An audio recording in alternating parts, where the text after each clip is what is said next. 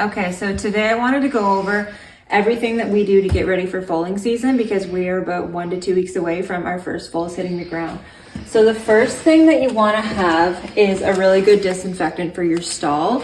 I use Virkon and I mix it with water. I strip the stall down completely and then spray every surface in the stall, like the floor, the walls, the bucket feeders, the door, everything. And that's going to kill all the viruses and bacteria in your stall so that when baby is born, babies put everything in their mouth, and that's going to make your stall ready and disinfected for your foal. So the second thing is foal prediction. I just use a simple 5-way water test for pools. Some people will buy the specific milk testing strips. You can buy them. These are easier to find. You can get them on Amazon. You can get them from your local water supply, pool supply store. And they test calcium and pH. And I'll do a separate video on how to know when your mare is going to foal. So for right now, I just want to make sure that you have these on hand. I test my mares at least once a day when they let their milk down, and that gives me a really good indication of when they're going to foal. I milk out a little bit of milk in this cup. This is a scoop from Mineral, and it's fantastic for a lot of things when it comes to foaling season. Okay, so next, when your foal is on the way, you want to have a good foaling camera. I use D-Link. I have D-Link in all of my stalls. They've got great night vision. They rotate 360. You can zoom in. You can actually turn on the volume and listen and actually talk to the mares. I don't talk to the mares at night, but you can hear what's going on in the stalls with these. They're great. They run on Wi-Fi. You have to plug them in. You can put an SD card in them and record, or you can just go on your phone and look at it in real time. So they're great for that, and they're not super expensive. When you're getting ready to foal, you might want to wrap your mare's tail. So I always have some tail bandages. I'm always going to have some breeding gloves or sterile gloves in case you need to pull the foal. I love these Foal Blankets. Foal Saver blankets are fantastic because we foal in Canada and it's not warm here until like June. So you want to have something to keep the foal warm when it comes out. So you're going to want to have a number of clean towels to help dry the foal off. And then throw your foal blanket on to keep the foal warm if it's cold where you are. So the first thing that I do when the foal is born is test the mare's colostrum. And I just use a refractometer. These are super cheap. You can get them on Amazon for like $25. And I'll do a separate video showing you how to use these. But basically, you put a drop of colostrum on it and it will put a reading out for you. And you can determine whether or not that colostrum is good quality. If it is good quality, after the foal has had a few drinks, I will bank some. So I'll milk the mare out, maybe like half a cup, quarter of a cup. And I'll just throw it in one of these old supplement bottles and I stick it in the freezer. I put the date and I put the refractometer reading on the bottle and I save that for the future. So I've got a bank of colostrum in my freezer. If I have a mare that doesn't have good colostrum, I will take some of this out, heat it up, have my baby bottle, and feed that to the foal. So just because the mare has good colostrum doesn't mean the foal is going to absorb it. So it is still a good idea to get your vet out to do a snap test, and that measures the IgG level in the foal's blood to determine if they got the antibodies that they need. But having a refractometer is really good, cheap, easy way to determine if your mare has good colostrum. So the next thing, I always want to make sure that I have a good thermometer. I want to take mom's temperature and I want to take baby's temperature, and I want to monitor both of their temperatures for the first week. It's just a really good idea in case somebody's sick. You may not know about it, but if you take the temperature, it's a good way to determine early on if there's a problem. Sharp scissors and a piece of string for the umbilical cord if you have to cut it. The string, in case it bleeds more than normal, you may need to tie it and cut off the blood flow. I don't have to cut the umbilical cord every time, but I have had a few foals where the umbilical was so thick that when the mare got up, it did not break, and I happened to be there with scissors and cut it. So Just in case, like I said, you want to have some gloves in case the mare has troubles and you need to help pull the foal out. You also may want to have some lube on hand. This is just J-Lube, comes in a powder form. You can get it at the vet, and you mix a little powder into water and you have really great lube to use in case you need it. When the foal comes out, you're going to want to dip the umbilical cord several times a day for the first few days so that there's no bacteria that go up into the umbilical cord and cause problems. Iodine spray is great. You can use chlorhexidine spray. Again, the little scoops that come with your mineral are fantastic. You just dump a little bit of the iodine. Dump a little bit of the iodine into this.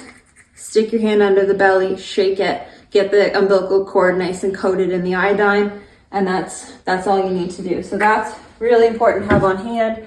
I like to have some rubbing alcohol on hand, again, to disinfect my scissors, disinfect my string, you know, for your hands, whatever, and to clean my refractometer.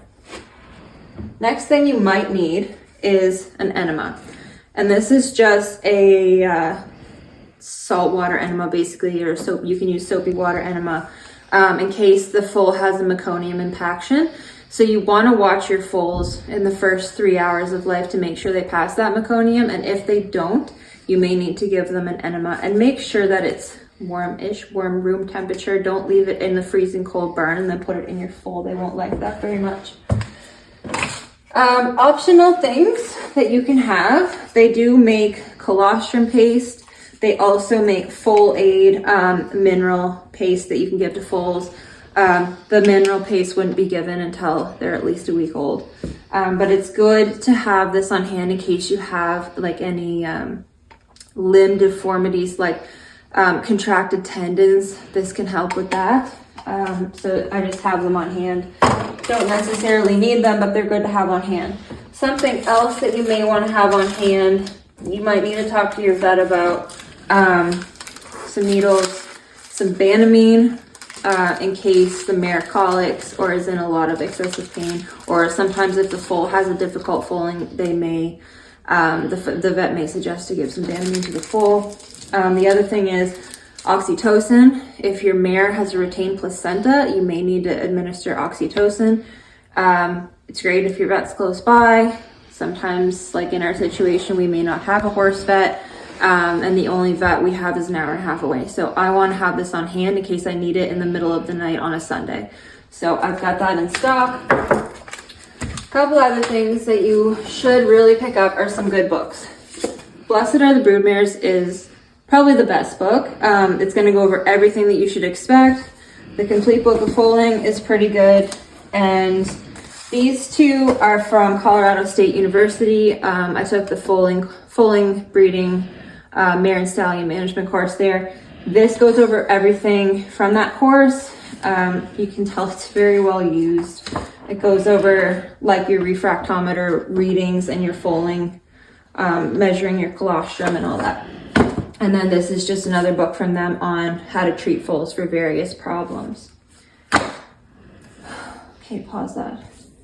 The last thing that you'll need is a nice big bucket for the placenta. And again, exam gloves or breeding gloves, because you are going to have to take the placenta out of the stall and have it either ready for the vet to examine or for you to examine yourself. And I will go over how to examine a placenta in another video. But for now, just have a bucket on hand that you can put that placenta in, and have some gloves, because you can catch diseases from handling placentas with your bare hands. The other thing is that is important for me, in the middle of the night when you've been up for 3 weeks straight, you might forget things. So it's good to have a record book on hand. I have all my mares. They have their own sections. I have my sheet for measuring the date, the milk calcium, the pH, the body temp, and any comments. So I'll go to an old one here. So I make a note that they're starting to bag up. I make a note what the milk looks like, what the temperature is, what the calcium is, what the pH is. And I keep a record of that so I can go back and look at it the next year. I also keep a record of the breeding, how we bred them, what the follicles look like, etc. And then most importantly, in the middle of the night when you're dealing with your newborn foal, you want to have a checklist. So did you wrap the tail? Do you have your foaling kit? When did she foal? What time? Did you dip the umbilical cord? How long did it take the foal to stand? When did it pass meconium? When did it nurse? When did the placenta pass? Was the placenta normal? Etc. Did you give ivermectin? Ivermectin is really important to give to your mares post-foaling. So keep a sheet like this, then you don't have to try to think about it and remember it. I'll go through the foaling checklist when we have a foal, like how long should they take to stand, how long should they take to nurse. I'll do that in another video. But for now, it's good just to have records on paper that you can look at in the middle of the night. If you're foaling outside or anything, you'll want to have a flashlight. We have a barn with lights, so I don't really worry too much about lighting. You want to have your cell phone charged on hand in case you have to call the vet in an emergency. And you might want to have a cup of coffee on hand.